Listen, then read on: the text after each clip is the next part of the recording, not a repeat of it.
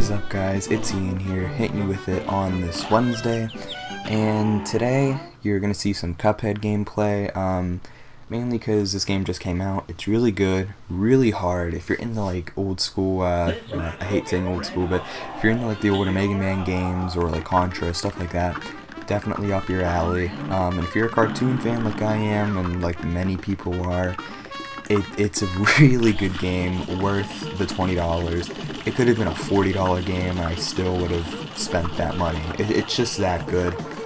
Believe the hype, believe the delays, it was worth it, it's awesome, and I'm glad it was delayed. It's just such a good game. But anyways, I kind of wanted to get into something that I don't really think I've mentioned too much. I'm primarily like tech related when it comes to talking about things I'm into, but one major staple of who I am is like retro consoles and modern ones too, but like collecting, having just a lot of games, each one holding a little bit of value, to me at least. And that's just something I never really talked about, so I'm going to kind of talk about how I got into that. And so first off, like the first game I played was sort of the original Super Mario Bros. I had Mario Bros. Deluxe on the Game Boy Color, and my aunt had that back when she was a kid. I think no, she doesn't have it anymore. Well, she has her Game Boy, she gave it to me. But that original copy, I forget where it's at.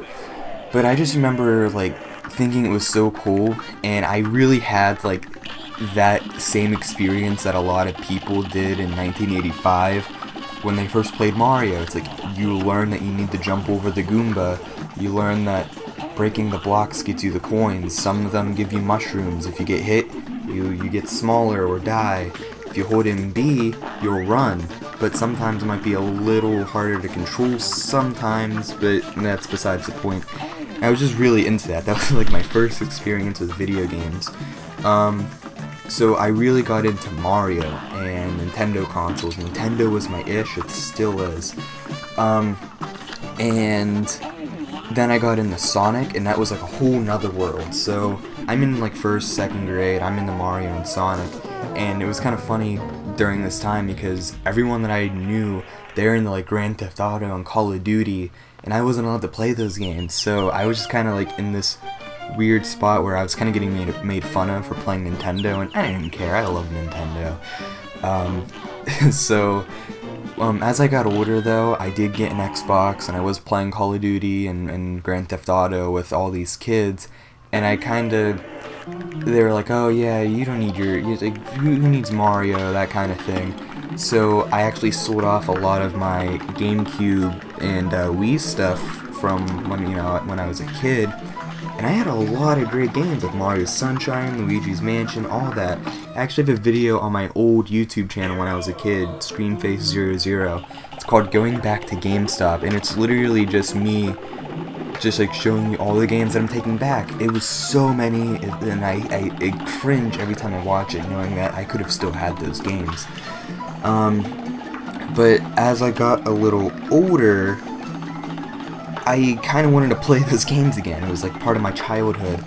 And not only that, I wanted to play San Andreas, and I had a PS3. Bill gave me his copy of San Andreas, and the PS3, I had the Slim. It didn't have the backwards compatibility, and it just, I was really ticked off. So I bought a PlayStation 2 for like $40 at GameStop. Fun fact, it was a Slim, but or no, it was a Fat, but it didn't work, so I had to get a Slim.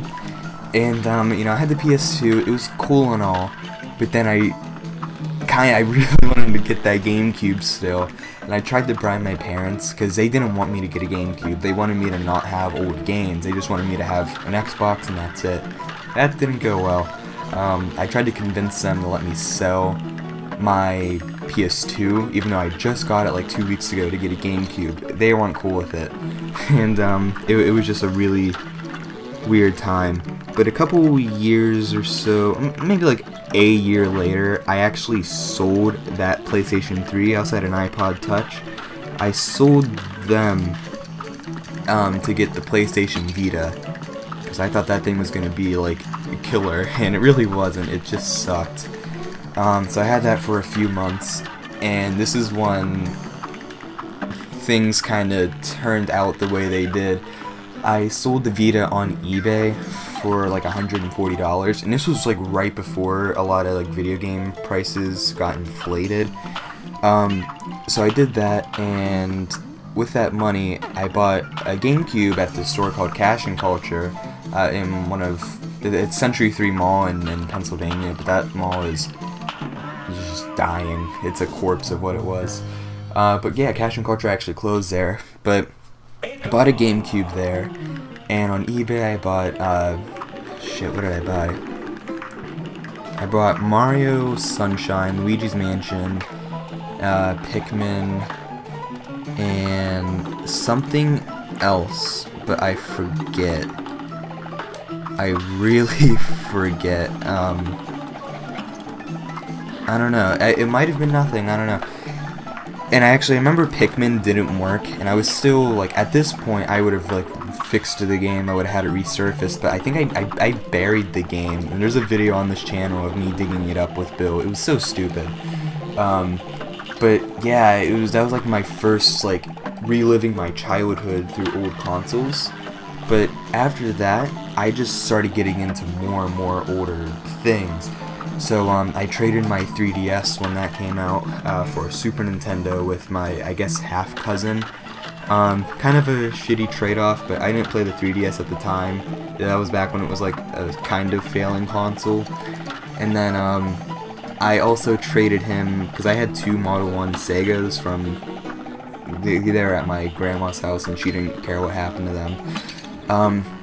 I gave him one of those for the NES, and that was kind of like my starter thing. And then I ended up getting an N64 for Christmas one year, and that was incredible. But then Bill, we started hanging out again, because in one of our podcasts, we were friends, but we kind of stopped hanging out for a while because it was just like weird childhood stuff. But we started hanging out again, and he saw what I had, and he was like kind of blown away by it. And he started getting into it, and ever since he got his driver's license, I mean, he has series on it. He just always goes to flea markets, and like a lot of times I go with him. And it was stuff like that where like I got like my original Xbox, the $1 PlayStation 1 and 2, and just stuff like that. So yeah, this sounds a little anticlimactic. But it's really just one thing that led into another. You know, if it wasn't for me selling the Vita, I wouldn't have had the GameCube, and if I wouldn't have gotten the GameCube, I wouldn't have had more respect for getting consoles. And if that were the case, Bill wouldn't most likely have gone to flea markets more. So it's really, like I said, one thing after another, after another, after another. It's just funny because now I don't want to say I try to stray away from it, but I kind of try to focus and like take some focus out of the collecting and some on like computers and music. So I wouldn't say I'm as big into it as I once was, but if you were to ever see like my collection, I could tell you a 20-minute long story on every single thing that I have. And that's one thing that's really nice about collecting is everything has a story to it. Even sometimes me and Bill will trade our like some games or some consoles, and for him sometimes it's really easy for him to just say, okay, I'll give you this game. But like, even if it's a game I don't really play, it's really hard to just kind of give that up because of the story behind it. A great example is he has Tetris and Dr. Mario for the Super Nintendo, which is a great game. My favorite version of Tetris, but it's kind of hard to find, and he has it like perfect condition in the box. And I had River Raid for Atari perfect condition in the box, at least at the time. There was some discoloration from like heat, I think, but it's alright, it was cool. I gave him that and something else for this Tetris and Dr. Mario, but I just really had to think about it for a long time. It was just because I couldn't give that up, but he talked me into it. So yeah, that's basically about it. It's kind of a simple story, but kind of something that I like telling. It just kind of holds a special place in my heart, I guess. Well, if you like what you saw, this is Eian, and I'll see you next week. Hey guys, hope you really liked that video. And if you did, please like, comment, share, and subscribe. You should also check out our Twitter, Facebook, and Tumblr. See you again soon!